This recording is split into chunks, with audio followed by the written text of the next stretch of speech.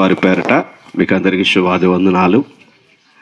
మరి ఈ సమయంలో మేమందరం కూడి ఈ మంచి సువార్తను ప్రకటించటానికి లోకరక్షకుడు, జగద్రక్షకుడు, భూమి ఆకాశములను పంచభూతములను సమస్త సృష్టి నోటి మాట చేత చేసిన ఆ దేవాది దేవుని ప్రభువును రక్షకుడైన యేసుక్రీస్తు వారి పేరట మేమందరం ఇక్కడికి వచ్చి ఉన్నాం. ఎందుకు వచ్చి ఉన్నామంటే, మరి రక్షణ లేని వారికి రక్షణ, మారు మనసు లేని వారికి మారు మనసు, పాపక్షమాపణ లేని వారికి పాపక్షమాపణ, వ్యాధిగ్రస్తులు మరి స్వస్థత, బలహీనులకి బలము, శక్తిహీనులకి శక్తి అనుగ్రహించడానికి యేసు ప్రభు ఈ లోకానికి వచ్చాడు. కనుక బైబిల్ చెప్తుంది, దేవుడు లోకమును ఎంతో ప్రేమించెను కాగా తన అద్వితీయ కుమారుని యందు విశ్వాసముంచువాడు నశింపక నిత్యజీవం పొందినట్లుగా ఆయనను అనుగ్రహించెను. నిత్యజీవం పొందాలి అంటే ప్రతి మానవుడికి మరి ఆయుష్ కొద్దో గొప్ప ఉంటుంది ఈ లోకంలో. నిత్యజీవం పొందాలంటే ప్రభువైన యేసుక్రీస్తు వారే దానికి మార్గం. ఆయన సింహాసనం దిగివచ్చి ఆ పరలోకము నుండి ఈ భూమికి దిగివచ్చి కన్య గర్భవతి కుమారుని కని యేసు అని పేరు పెట్టారు. యేసు అంటే ఆయన ప్రజలను ఆయన పాపము నుండి ఆయన రక్షించును. యేసు అంటే రక్షకుడు. కనుక రక్షించటానికి ఈ భూలోకానికి యేసు ప్రభువారు లోకానికి వచ్చాడు. 33 సంవత్సరాలన్నర బ్రతికి మరి సర్వపాప పరిహారం తన రక్తం పరమాత్మ పుణ్యరక్త బలియాగముగా 33 సంవత్సరాలు ఆయన రక్తాన్ని కార్చి చనిపోయి 3వ దినం లేచాడు. మరి ఎందుకు చనిపోయాడు ఆయన? ఆయన చనిపోయే కారణాలు ఏంటి అంటే మన దోషాలు, మన పాపాలే. మనం తెలుసో తెలియకో చేసిన అతిక్రమంలో బట్టి, అవిధేయతను బట్టి యేసు ప్రభువారు ప్రాణం పెడుతూ వచ్చారు. ఆయన ప్రాణం అమూల్యమైనది. దేవుడే ఉండి దీనుడుగా వచ్చి మనందరి ప్రాణం కొరకు ఆయన ప్రాణాన్ని క్రయదానంగా అర్పించాడండి. కనుక నీకు నిజమైన శాంతి, నిజమైన జీవము, నిజమైన మార్గము కావాలంటే యేసు ప్రభువే దానికి మార్గము. ఈ లోకంలో మనం బ్రతికితే 70-80 సంవత్సరాలు, నరుడు ఆయువు 70 సంవత్సరములు, అధిక బలమున్న ఎడల 80 సంవత్సరములు అని బైబిల్ చెప్తుంది. ఈ ప్రయాసము కూడా మరి వ్యర్థమే అని కూడా బైబిల్ చెప్తుంది. అయితే యేసు ప్రభువునందు ఉంటే నిత్యజీవం, అంటే పరలోకం వెళ్ళినా నరకం వెళ్ళినా యుగయుగాలు ఉండాలండి. మనం కోరుకునేది ఇక్కడ ఏంటంటే, నీ పాపానికి క్షమాపణ వచ్చిందా, నువ్వు రక్షింపబడ్డావా, నువ్వు నిజమైన సృష్టికర్తను తెలుసుకున్నావా అనే దేవుడు అడుగుతూ ఉన్నాడు. ఇవాళ ఈ సువార్త చెప్పడానికి ఏంటంటే, సర్వ సృష్టికి వెళ్ళి సువార్త ప్రకటించండి, నమ్మిన వారికి రక్షణ దొరుకుద్ది, నమ్మని వారికి శిక్ష కూడా ఉంటుందని దేవుడు మొహమాటం లేకుండా మాట్లాడుతూ ఉంటారు.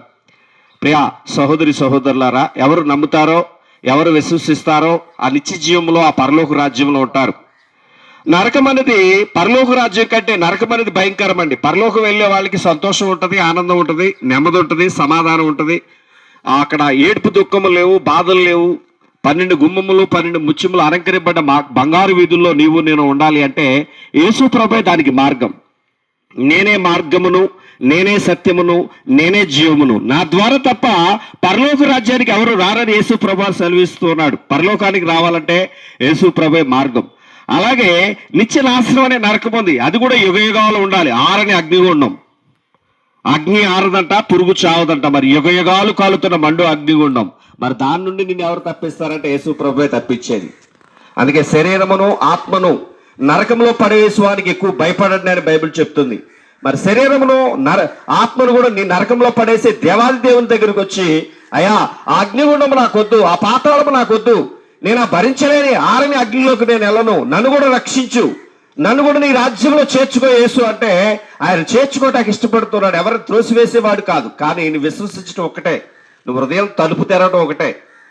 ప్రకటన 3:20లో ఒక మాట ఉంటుంది, ఎవడు ఆ తలుపును తెరుస్తాడో, మరి తలుపు దగ్గర వచ్చి తట్టుచున్నాడంట దేవాదేవుడు, ఎవరు ఆ తలుపు తెరుస్తారో వారితో నేనును, నాతో వాడు భోజనం చేస్తామని దేవుని వాక్యం చెప్తుంది. అంటే ఆ హృదయము ఆనందంతో సంతోషంతో నింపబట్టాకే దేవుడు పిలుస్తున్నాడు సహోదరుడా. కనుక నువ్వు చేయవలసింది ఏంటంటే, రేపుడికి రూపు లేదు, రేపేం సంభవించిందో నీకు తెలియదు, నీ ప్రాణం ఉంటుందో ఉండదో కూడా తెలియదు. అన్నిటికీ గ్యారంటీ ఉంది ఈ లోకంలో.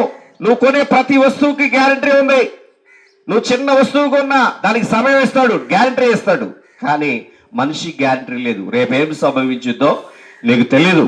నీ జీవం ఏపాటిది, కొంతసేపు కనపడి అంతలో మాయమైపోయి ఆవిరి వంటిదని దేవుని వాక్యం చెబుతుంది. మరి ఆ నరకం మాకు ఎలా తెలిసిందంటే, ఒక ఆయన చెప్తాడు, ప్రతిరోజు ఉదయం సాయంత్రం చక్కగా సుఖపడుతుండేవాడు, తెల్లటి వస్త్రములు ధరించుకొని సన్నపు నారవట్లు వస్తుకొని చాలా సంతోషంతో ఆనందంతో చాలా మరి సంతోషంతో ఈ లోకంలో బ్రతికాడంటండి. కానీ పాపం కడగబడలేదు, మోసం కడగలేదు. కావలసినంత తిన్నాడట, కావలసినంత తాగాడట, కావలసినంత సుఖించాడట. మరి మీకు చెప్పక్కర్లేదు. అయితే తన ప్రాణం ఒకరోజు హఠాత్తుగా చనిపోయాడు. ధనవంతుడు చనిపోయి ఆరని అగ్నిగుండంలో బాధపడుతూ ఉన్నాడు, ఏడుస్తున్నాడు, పళ్ళు కొరుకుతున్నాడు. అయ్యా ఆ లాజరు ఆ పిచ్చి చూస్తున్నాడు. పక్కన అగాధం ఉంది. ఆ పరలోకంలో లాజర్ అనే వ్యక్తి ఉన్నాడు. లాజర్ అనే ఒక దరిద్రుడు ఉండెను, కురూపులతో ఉండెను. ఆయన కూడా చనిపోయాడు. ఆ రథాలు, సింహ రథాలు తీసుకొని పరలోకం తీసుకొని వెళ్ళినాయి. ఆ రథంలో అక్కడ నుండి పరలోకంలో అబ్రహాం రోమును ఆనుకొని ఉన్నాడు. అది చూశాడు. అయ్యా ఒక్క నీటి బొట్టు నాకు ఇస్తే నేను బ్రతుకుతానయ్యా, లేకపోతే ఇక్కడ నేను యాత్ర చచ్చిపోతున్నాను అంటున్నాడు.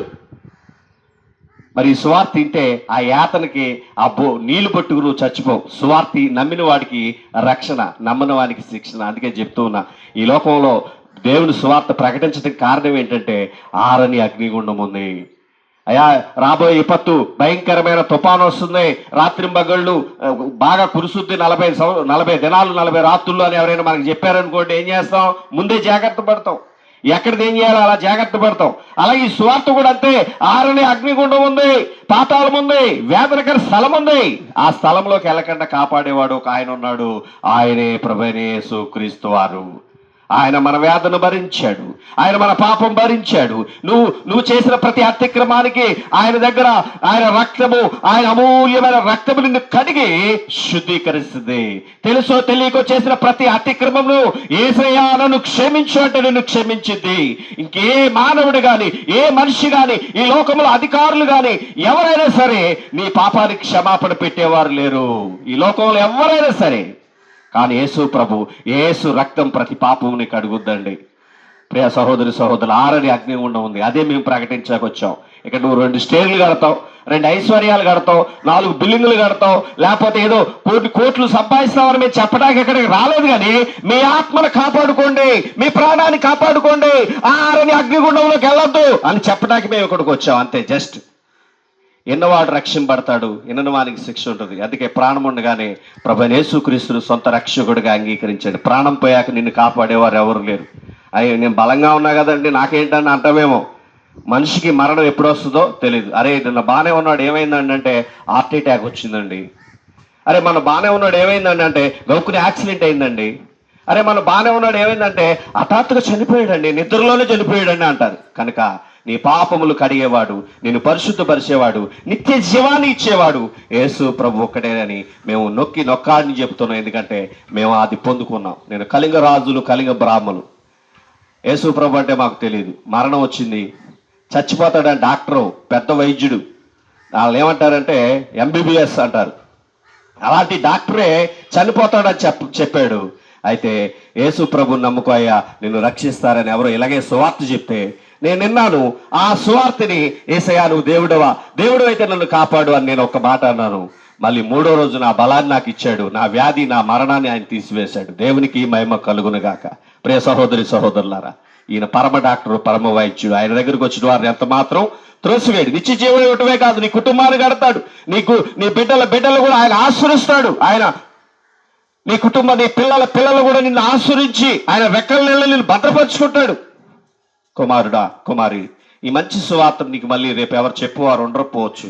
కనుక ఇప్పుడే ఈ క్షణమే ఇదే అనుకూల సమయము, ఇదే రక్షణ దినం. యేసుప్రభుని ఆశ్రయించు, యేసుప్రభు నన్ను కాపాడు, యేసుప్రభు ఆరు అగ్నిగుండం నిడిపించు, నాకు కూడా నిత్యజీవం కావాలి, ఇక్కడ ఇహమందును పరమందును కూడా నేను మహిం పొందాలి, నన్ను దీవించు అని నువ్వు అడిగితే, యేసయ్య దగ్గరికి వస్తే, చుట్టుపక్కల ఉన్న మందిరానికి నువ్వు వెళ్తే ఇంకా మరిన్ని మాటలు తెలుసుకొని నువ్వు దీవించబడతావు. నీ వినికిడిలో ఈ మాటలు ఈ హృదయంలో ఉంచుకో. దేవుడు నిన్ను నీ కుటుంబాన్ని రక్షించుకుంటాడు. యేసునందు విశ్వాసముచ్చు, అంతే. జస్ట్ నమ్మంతే, నమ్మవానికి సొమ్ము అన్నాడు దేవుడు. విశ్వాసముచ్చు, అప్పుడు నువ్వు నీ ఇంటి వారు రక్షింపడతారు. దేవుడి మాటలు దీవించి ఆశీర్వదించును గాక. ఆమేన్.